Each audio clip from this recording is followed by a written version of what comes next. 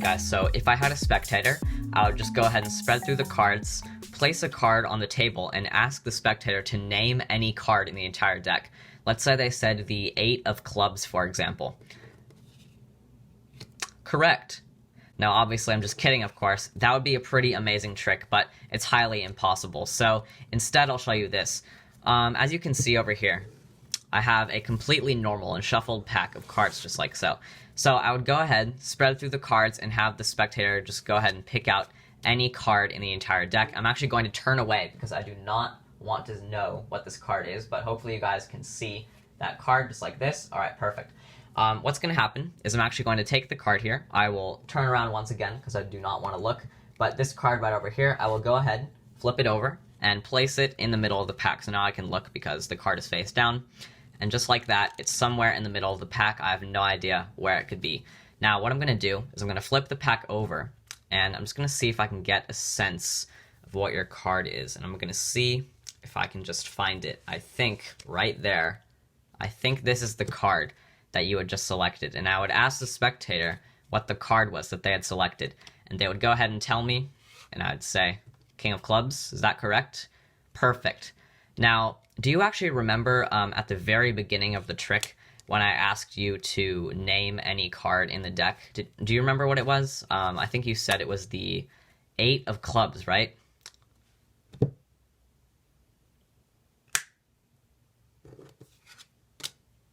The 8 of clubs.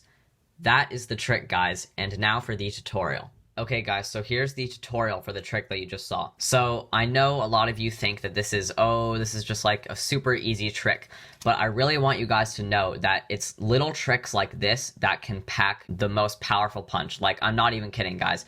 I've performed this trick a million times, and I have gotten like the strongest reactions. Like, spectators completely flip out when you snap your fingers and the card changes into their freely named card. It's completely impossible, and it's just amazing. So the best part about this trick is that it is actually extremely simple.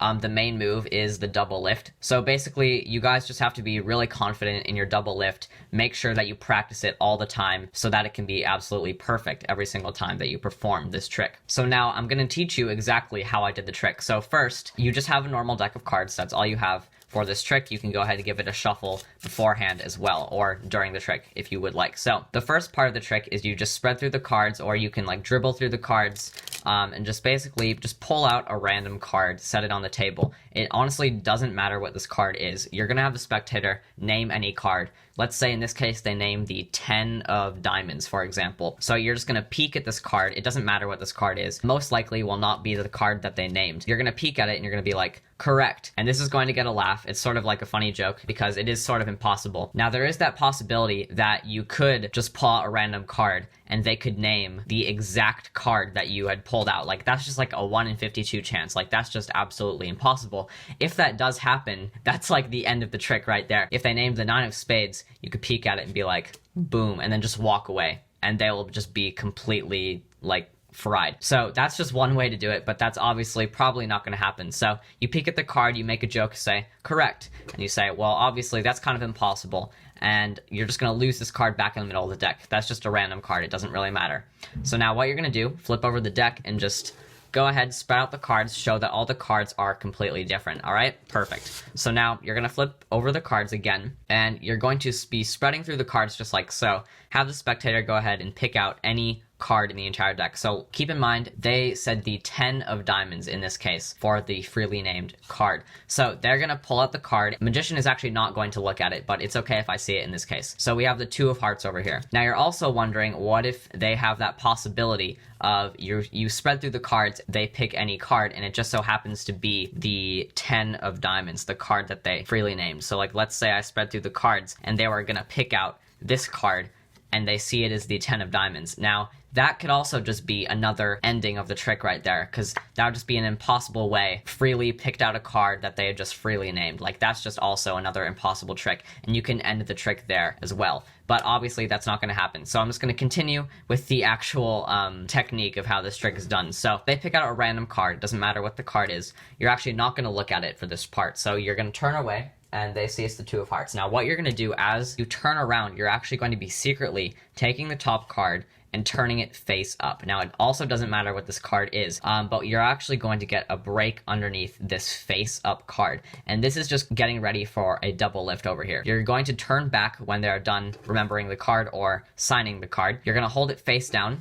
Place it on like the bottom, just place it on the top of the deck, just like this, so that when you flip over your hand, you're gonna look away again so that they can see one more time the card. And remember, you're holding a break just like this. Now what you're gonna do is just execute a double lift. You're gonna flip over both cards at once, take the top card, which is actually not their card because their card is in the second position now, but you're gonna take the top card, riffle about halfway down and just slide the card in the middle. And then I like to do this as a nice convincer that it's somewhere in the center of the pack. So now it really does look like their card is somewhere in the center of the deck. So now what you're going to be doing is you're going to spread through the deck face up now to yourself. And you're going to say, all right, I'm going to get a sense of what your card is. Now here's the exposed view. What you're going to be doing now is remembering what the card is that they freely named at the very beginning of the trick. So they said the 10 of diamonds. So you're going to be spreading through and you're actually going to be looking for the 10 of diamonds. Now keep in mind, you don't actually have to look for the card that they selected because it's already on top, all right? That's basically the reason why you don't need to look for their card, because you've placed it on top because of that double lift. In this part, all you're doing is you're looking for the 10 of diamonds. So you're going to be going through the cards to yourself, just like this. You're going to go through the cards and you see the 10 of diamonds. So what you're going to do is you're going to out jog it just like so. And this is to yourself. Keep in mind that. You're going to flip the cards down just like this so that they can't see what the card is quite yet. You're going to flip it out just like this and you're just going to place it here on the top and you're going to ask them what the card was. They're going to say 2 of hearts. What I like to do to get ready for a double lift is I like to bevel the cards just a little bit like this. By bevel, I mean I like to sort of angle the cards out just like so to the right, just like so. What I can do is I can take my index finger and easily just riffle along the right side of the deck. And then I can easily feel when I have 2 cards over here. And then I can just hold this and flip over the 2 cards at once. So that is a double lift right there. So one more time, I'm just going to riffle down the side. Boom, I can feel 2 cards. Trust me, it's very easy to feel 2 cards. Flip them over just like this, show the 2 of hearts. Now what you can do is you leave the double lift out jogged just like this, so that you can take your index finger, push down, and that will kind of pop the double up so that you can actually get your pinky underneath those 2 cards again when you're ready to flip the double back over, which is actually the next move of the trick.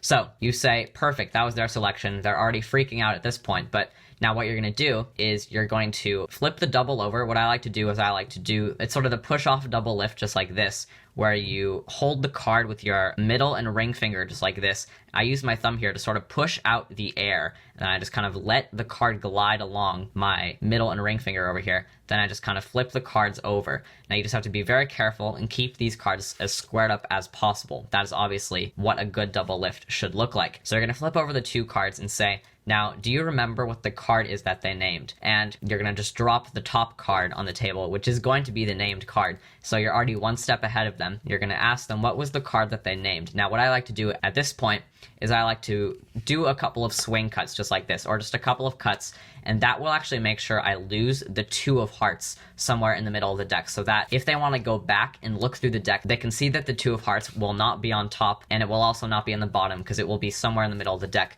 and that will just make the trick a little bit more impressive. So now, just give the deck a couple of cuts, and ask them what their named card was. They're going to say the 10 of diamonds. You just set the deck down, everything is already done.